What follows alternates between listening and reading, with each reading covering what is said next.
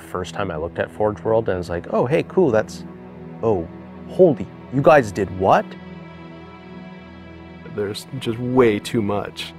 You can't keep it all in your head at once. It was so beyond our production capability. We were just like, you know, that's crazy. We can't do that. I couldn't stop the artist who started creating it.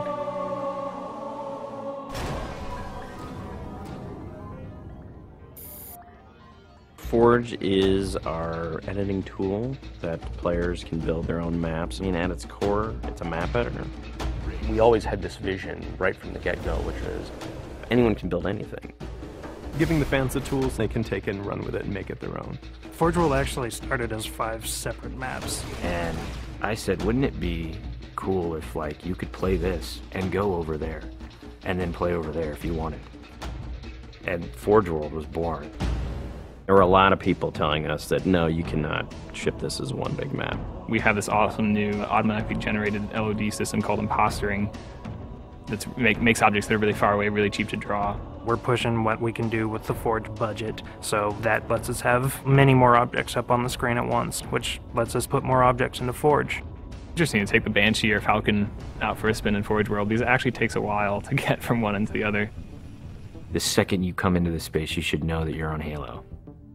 Our old friend, the Forerunners, come back, because the Forerunners create all sorts of cool, interesting pieces of geometry.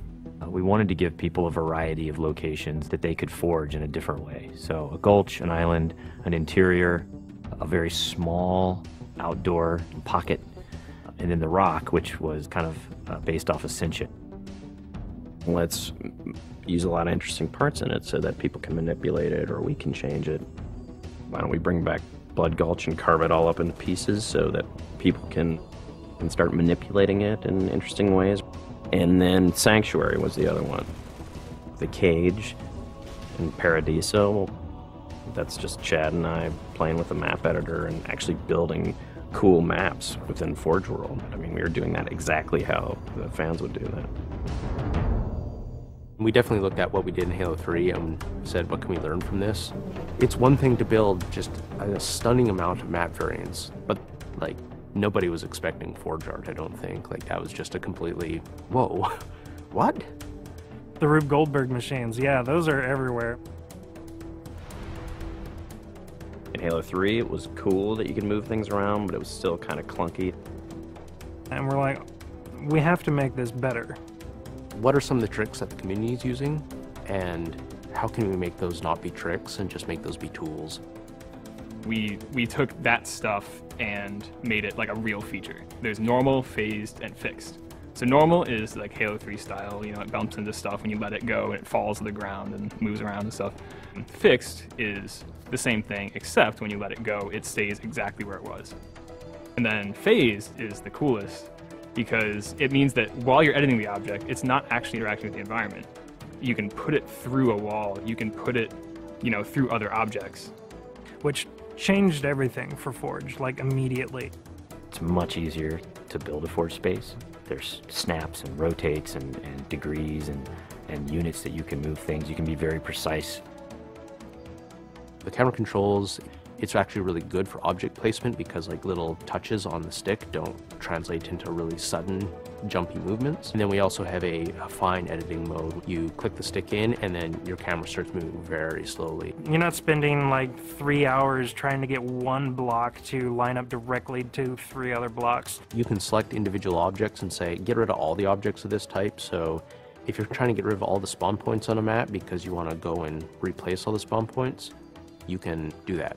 You can do custom colors. You can take these Forge pieces and say, hey, that's blue. So the blue base can truly look like the blue base. Reach's expanded sandbox includes new things like, you know, jetpacks. And if people want to build some sort of 3D map and really make use of the jetpack, they can do that now. Custom game options and Forge go together like peanut butter and jelly. You're able to do things with game types that people might not even expect. My favorite example is King of the Hill, where the warthog is the hill. I'm super excited to see what people do with it when it goes out, because there's so much crazy stuff in there that's amazing. We are shipping maps on the disc that we made in Forge ourselves. So The tools are there. If you have the time and the talent, you can make it. The community is just going to outstrip us and spank us. With the new tagging system, you can save a forged variant, you can post it to your file share, and then you can say, you know, sweet new map. Things that are good are downloaded by a lot of people and passed around to a lot of people, and that makes the really sweet stuff bubble up to the top. I'm looking forward to what the next big community game type is going to be. We realized that Reach was our swan song to Halo, and what better way to do that than to let people do what we've been doing all along, which is creating new cool maps. It's nice to go out with a bang, and this is a pretty big one.